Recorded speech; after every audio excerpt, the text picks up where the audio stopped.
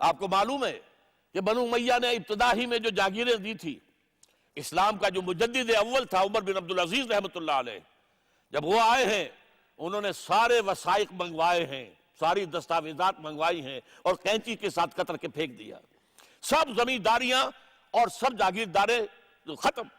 یہ پہلا کارنامہ تھا تجدید کا جو کہ حضرت عمر بن عبدالعزیز نے کیا ہے۔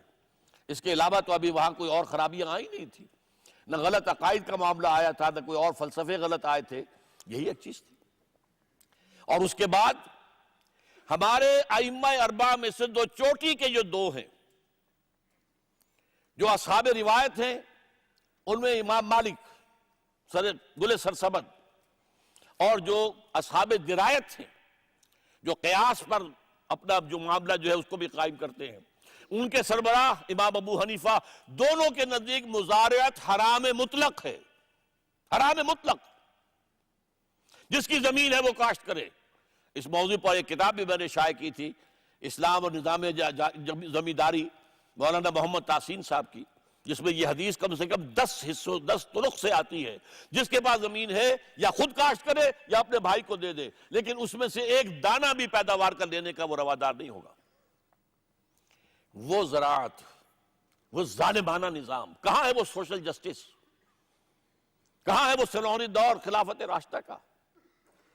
کہاں ہے وہ کفالت عامہ کہ بچہ پیدا ہو اور اس کا وظیفہ مقرر ہو جائے؟ کہاں ہے؟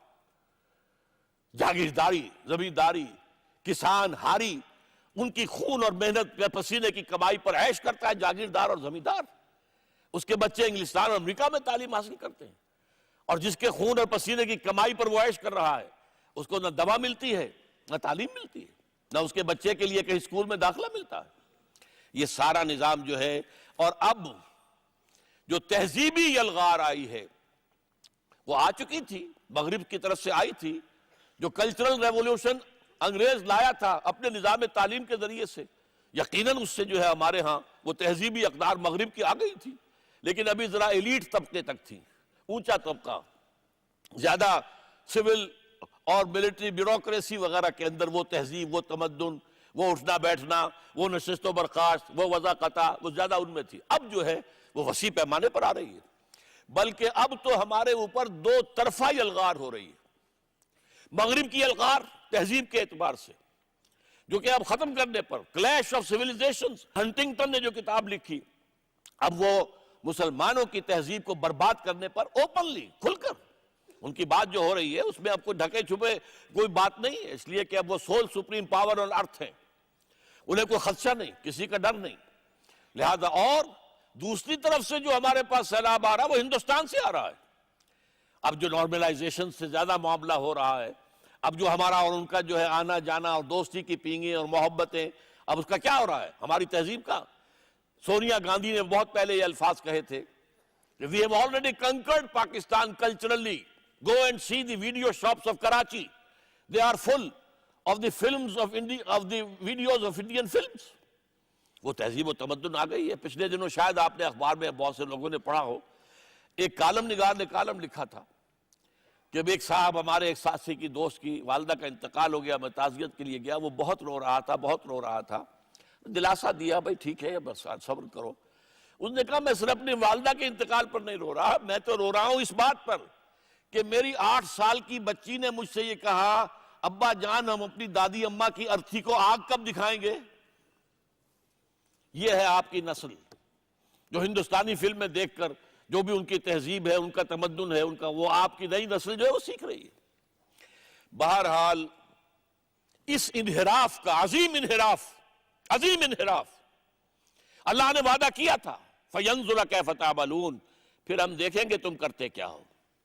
کہا تو تم نے ہے ہم تیرے دین کا بول بالا کریں گے، تمہارے لیڈر نے کہا اور قوالی گائی ہے اسلام کی، اور گرا گلاپے ہیں اسلام کے 10 برس تک، اور اس کے بعد جو ہے پاکستان بننے کے بعد بھی 40 کوٹیشنز ہیں قائد اعظم کی۔ میں نے ایک آپ کو سنا دی کہ جس میں وہ 11 اگست والے جملے کے پر بھی یہ کہا گیا کہ جو لوگ یہ کہہ رہے ہیں کہ اسلامی شریعت کی بنیاد پر دستور نہیں ہوگا وہ شریر ہیں، شرارت کرنے والے۔ اب اس انحراف کا نتیجہ کیا نکلا ہے؟ ایک لفظ میں اس کے لیے استعمال کر رہا ہوں، نفاق، اور یہ بھی قرآن مجید کی 3 آیات کے حوالے سے۔ سورہ توبہ کی آیات ہے 75، 76، 77، جا کے پڑھیے گا۔ میں اس وقت جو سنا رہا ہوں غور سے سنیے۔ مدینے میں جو منافق تھے ان کی ایک خاص قسم کا ذکر ہو رہا ہے۔ وَمِنْهُمْ مَنْ عَاهَدَ اللَّهُ، ان میں سے کچھ لوگ ایسے بھی ہیں جنہوں نے اللہ سے عہد کیا تھا، لَئِنْ آتَانَا مِنْ فَضْلِهِ، اگر اللہ ہمیں اپنے فضل سے نواز دے گا، غنی کر دے گا، لَنَصَّدَّقَنَّ وَلَنَكُونَنَّ مِنَ الصَّالِحِينَ، خوب صدقہ خیرات کریں گے، نیکی کے کاموں میں صرف کریں گے، نیک بن جائیں گے۔ اگلی آیت، فَلَمَّا آتَاهُم مِّن فَضْلِهِ، جب اللہ نے انہیں اپنے فضل سے نواز دیا، بَخِلُوا بِهِ، اب بخل سے کام لیا، وَتَوَلَّوْا، پیٹھ موڑ لی، وَهُمْ مُعْرِضُونَ، اعراض کیا۔ یہ وعدہ خلافی کی اب سزا کیا ہے؟ اگلی آیت میں فَعَاقَبَهُمْ نِفَاقًا فِي قُلُوبِهِمْ، تو اللہ نے سزا کے طور پر ان کے دلوں میں نفاق پیدا کر دیا۔ یہ سزا ہے آج جو امت مسلمہ پاکستانی کو اللہ تعالیٰ کی طرف سے دی جا چکی ہے۔ نفاق وہ شے جس کے بارے میں کہا گیا ہے کہ ان المنافقین فی الدرک الاسفل من النار، منافق تو جہنم کے سب سے نچلے طبقے میں ہوں گے۔ اب یہ 3 قسم کے نفاقوں کا میں تذکرہ کروں گا۔ پہلا نفاق باہمی، ہم ایک قوم ہوتے تھے، اب قومیتوں میں تحلیل ہو چکے ہیں۔ وہ ایک قوم کہاں ہے؟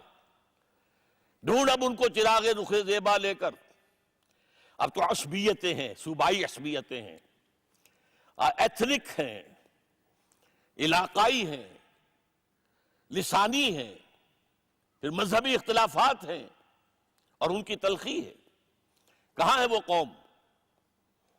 نفاق باہمی، سب سے پہلا نفاق باہمی 1971 میں 2 لخت ہوا پاکستان۔ تاریخ کی عظیم ترین ہزیمتوں میں سے ایک وہ تھی۔ اندرا گاندھی نے کہا "We have avenged our 1000 years defeat"، ہم نے اپنی 1000 سالہ شکست کا بدلہ چکا دیا ہے، اور ہم نے 2 قومی نظریے کو بے آف بنگال کے اندر غرق کر دیا ہے۔ 93,000 مسلمان ہندوؤں کا قیدی، پرزنرز آف وار، 93,000۔ ہمارا کتنا اسلحہ ان کے ہاتھ لگا تھا، ہمارے جو پھر بہرحال تھا وہ پاتال کو آ چکا تھا، وہ تو میں تفصیل میں نہیں جا سکتا، وقت زیادہ ہو گیا ہے۔ تو پاکستان اسی وقت ختم ہو سکتا تھا، اس لیے کہ مغرب پاکستان پر بھی سارے ہمارے ڈیفنسز ٹوٹ چکے تھے۔ سیالکوٹ سیکٹر ٹوٹ چکا تھا، راجستھان سیکٹر ٹوٹ چکا تھا، صرف ایک ٹکا خان ٹاسک فورس لے کر بیٹھا ہوا تھا، اور وہ تھا سلیمان کی ہیڈ ورکس میں، بس۔ ایئر فورس ہماری پیرالائز ہو چکی تھی۔ وہ تو اللہ نے ابھی ہمیں مہلت دینی تھی، چھوٹا عذاب دکھایا تھا، وَلَنُذِيقَنَّهُم مِّنَ الْعَذَابِ الْأَدْنَىٰ دُونَ الْعَذَابِ الْأَكْبَرِ لَعَلَّهُمْ يَرْجِعُونَ، ہم انہیں بڑے عذاب سے پہلے چھوٹے عذاب کا مزہ چکھائیں گے تاکہ شاید کہ جاگ جائیں، ہوش میں آ جائیں، لوٹ آئیں۔ لَعَلَّهُمْ يَرْجِعُونَ، سورہ سجدہ کی آیت بہت اہم ہے۔ وَلَنُذِيقَنَّهُم مِّنَ الْعَذَابِ الْأَدْنَىٰ دُونَ الْعَذَابِ الْأَكْبَرِ، یہ عذاب بہت بڑا تھا، لیکن اس اعتبار سے ادنا تھا کہ بہرحال مشرقی پاکستان نہیں صحیح، ایک آزاد مسلمان ملک تو اب بھی موجود ہے، بنگلہ دیش کے نام سے صحیح، اس کی ماہیت بدل گئی، ٹھیک ہے، لیکن مسلمان حکومت تو ہے وہاں پر، مسلمانوں کا ملک تو ہے۔ اور یہ کہ ویسٹ پاکستان کو انٹیکٹ رکھا ہے۔ اندرا گاندھی آخری وقت تک، برتے وقت تک کہتی رہی کہ یہ جو پرو پاکستان ٹلٹ تھا نکسن ایڈمنسٹریشن کا، اس کی وجہ سے یہ پاکستان بچ گیا، ورنہ اسی وقت ختم تھا۔ نکسن کا فون گیا ہے ہاٹ لائن پر کوسیجن کا آیا ہے اندرا گاندھی کو، اور اس نے یونیلیٹرل سیز فائر کیا ہے۔ بہرحال پاکستان ٹوٹا۔ اب پاکستان کی بلکنائزیشن کی خبریں ہیں۔ 1992 میں ایک کتاب شائع ہوئی انگلینڈ میں، اور وہ Twin Era of Pakistan, Vintage Press Incorporated, Manhattan, New York سے چھپی۔